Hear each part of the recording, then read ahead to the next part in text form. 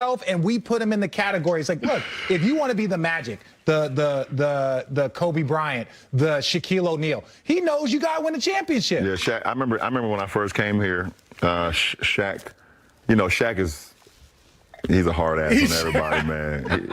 And Shaq, I remember one of his quotes. He was like, "You're not a real Laker until you put a banner in the stadium." Okay. Until you put a banner in the arena. Yeah. And I was like, damn, that's a lot of pressure. That's a lot of pressure. I was like, damn, that's a lot of pressure, because I remember just walking in Staples and looking up there and seeing all those damn banners and seeing all those jerseys. I was like, well, you got some work to do, man. Yeah, but so can we talk about this, right? So I'm there.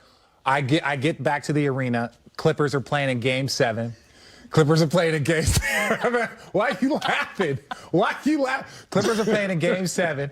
And I'm sitting there, I kid you not, and I promise you, I'm sitting here like the basket is like straightly where you are, like right there.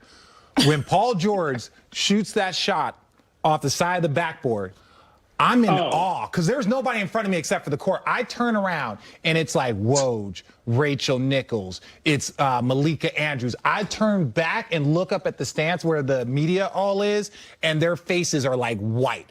Eyes big, mouth drop, like they couldn't believe what they were seeing.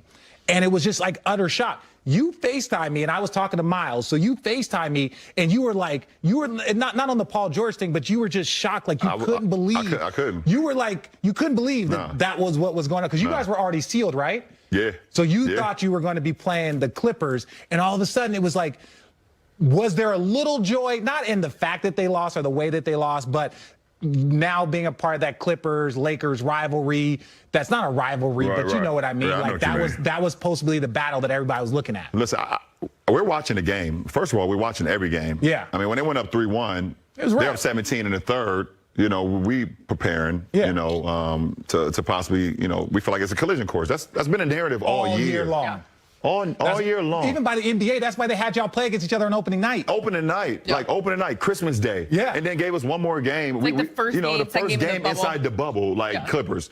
Oh, everybody's counting on that. So everyone was already counting their eggs and throwing them in the basket. So, you know, Game 7, you know, even what happened in Game 5 and Game 6, like we were still preparing for the Clippers. Like, you know, no disrespect to Denver, which we found out was a damn good team when we played them in the Western Conference Finals. Yeah. We found that out. I picked them to win. I thought y'all was trash. We picked everybody except y'all the whole time. I kept doing it. I definitely saw it. He's like, oh, yeah, I picked Denver. You guys prove me wrong. Hang on for a second, though. Prove me wrong. I see everything. I just don't say anything. Prove me wrong. Can we, for a second, weren't you the one that, like, said something out loud when Richard was on our air? Oh yeah, we got that Is too. he literally telling us Denver in 7? Yeah, I was telling him. I was like, Denver's going to win in 7. And Bron walks by, and I had the phrase like, ball head. And people, this is the thing. And this way, like, I appreciate the troll, because, like, you know, at the end of the day, like, we are separate, but like you root for your boys. You root, and like the Denver boys, that was where I finished my career. So like Jokic, Jamal Murray, I have so much respect for them. But also it was like, yo, no, you know, I just decided to go against everybody. And so it's like, I have people like Jared Dudley's mom, because you run into everybody in the bubble. She was like, I was like, hey, good luck. She's like, didn't you say that so-and-so was going to beat us? You know, I was like, yeah, but you know, it's just funny to me to say that. People were like, how dare you disrespect the guy that won you a championship? I can't believe people still take RJ serious. Yes. Like, you guys, like, seriously, they get there in a bunch. Yeah, they get there in a bunch. I troll your page. I troll SportsCenter's page. Absolutely. All I do is troll. Like, Bron will post something, I'll just be like, trash can. What are you talking about? Just RJ's the best, man. So RJ's the best. Channing is the best. I see Channing on Twitter all the time. Like, they went crazy at Channing a week and a half ago, because he said, I don't care. Milwaukee didn't get better because Giannis can't score. People in their mind, they went crazy because all they was thinking, like, the guy averaged 30. What do you mean he can't score? But I know what Channing is basically talking about. Like, you got to break down the game. But everyone is so like instant oatmeal and so surface. Like, did you support him when he said that Jordan? And then he tried to choose one. What seriously went through your mind? There's nobody that's going to average 50 in our league. Like, nah. Okay, now that's just disrespectful. I mean, no matter how great you were in your era and how great you are to play in any era, you know, if that's the case, I believe guys will average 50 in their era. Yeah. The era that they played in. So I don't believe that. But when Channing said what he said, if you ever seen the meme of Homer Simpson when he slides back into the bush, that was me. Oh, no, that's not my boy. People were so ready for. They was like, "Why isn't LeBron saying anything?" I was going on my thing like, I seen you on TV. You answered your phone, and you didn't know I was talking to Miles. I didn't know Miles was there. Miles Simon, shout out University of Arizona. We like answer the phone, and we're looking like this, and you're like this. I was like this. I was like, I couldn't believe it. I mean, to this day, I still can't believe it. Yeah. Obviously, the better team won. Yeah, that's what happened. But still, like. Because everything, all this talking that they were doing all year, and exclude Paul and exclude Kawhi. Yeah, you know, even exclude like Trez and I mean, obviously we know who. Oh, now we know who Trez. Like if he believe in you, he gonna rock with you. So, and they put themselves in a position to get what they've been talking about all year, and I just couldn't. I couldn't fathom the part or come to realization that they did not seek that opportunity when it was right there. Yeah, up 3-1, up 3-1, double digits every game. And just seeing the team that they had, they was built for that. I believe they was coached for that. I believe. Obviously, they got our championship head coach on their bench and T. Lue.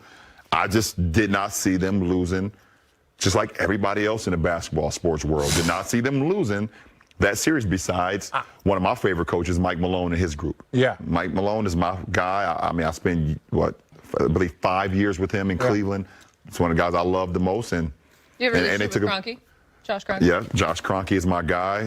Shout out Josh Kroenke. Shout out Josh. Shout out your Rams. Love you guys. Love you, man. I can't wait to get to that new stadium. Up next on Road Trippin'. The one thing that I know for sure that I've been a part of two teams. Because when it happened, and like I had only been there a short amount of time because I got there right before the conference finals were about to start. So I'd only gotten out of quarantine for like 2 or 3 days. And like to see all Marcus Spears, to see all of the media people, because I was just watching the game and I saw it and I was like, what the hell? Did I turn around to look? And it was just like, everybody was just, they couldn't believe. And it was different than like when you saw like Golden State come back from because it was like they were the best team in the league all year. And even though KD and Westbrook, it was like, the best team. They had the ability to do that. The best team, but it was just like, yo, to watch that was mind-blowing. I just felt like the Clippers would win that series. Yeah. I feel like they had some championship DNA. Obviously, Kawhi, champion, T. Lue champion, Doc champion, and I just felt like they had built up enough mantra over that year to win it. Okay, let me ask you this, because, and I'm sure you'll take this somewhere else too. Once it was all said and done, you had your moment on the mic. Yeah. And you said the whole organization, Rob Pelinka, Jeannie Buss. As much as she set you up, she's setting me up. Everyone needed respect. What's that one baseball game when you're a kid? What they call it, T-ball? Yeah. That's basically what she did. Yeah, she put it right on there. Look, I'm a team player. Yeah, you're great at what you do. Yeah. I'm going to give you the lob. With that said, you said that you wanted respect on your name.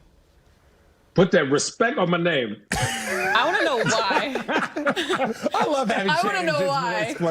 Because I really do. I have literally not talked to you about it. I want to know why in that moment. And I want to know if the 4th championship has changed you. Why did I say that just at the end about me or about everybody? Well, I think... Let me break it down for everybody. So first of all, the organization. Obviously, the Lakers have been on for the last 5 to 7 years, and rightfully so. Maybe longer. Maybe longer.